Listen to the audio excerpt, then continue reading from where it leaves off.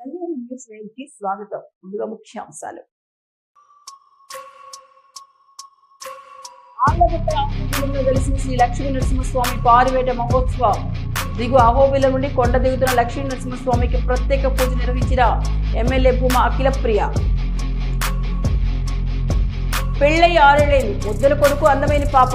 ఇలా చక్కటి కుటుంబంలో ఉన్న ఆ తల్లికి ఏ కష్టం వచ్చిందో కానీ వాలిచ్చిన చేతిలోని విషాన్నిచ్చింది.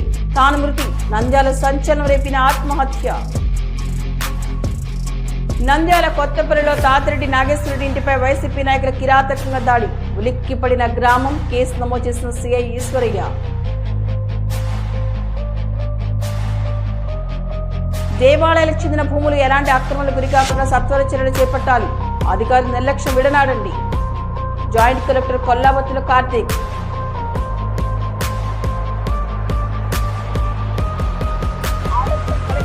పురాతన ధర్మసత్రంలో ప్రాథమిక ఆరోగ్య కేంద్రం ఎలా ఏర్పాటు చేస్తారు? అధికారులు అడ్డుకున్న గ్రామస్తులు. నంద్యాలలో ప్రపంచంలోని 2వ దేవాలయం జగజ్జనని అమ్మవారిని దర్శించుకున్న మహారాష్ట్ర భక్తులు. దేవాలయాన్ని శనివారం మహారాష్ట్ర భక్తులు స్వాగతం పలికిన ఆలయ నిర్వాహకులు పుల్లయ్య. దళితులపై దాడులు, హత్య రాజకీయాలు రెట్టింపు రాజ్యాంగాన్ని ఆపాలని, లేకపోతే ప్రభుత్వం కూలిపోవడం ఖాయమంటూ నిరసన వ్యక్తం చేసిన వైసీపీ నాయకులు. నంద్యాల మూలసాగరం చెన్నకేశవ ఆంజనేయ స్వామి దేవస్థానం నూతన ధర్మకర్తల మండలి ప్రమాణ స్వీకారం. 21వ తేదీ ముఖ్య అతిథులుగా మంత్రి ఎన్ఎండి ఫరూక్.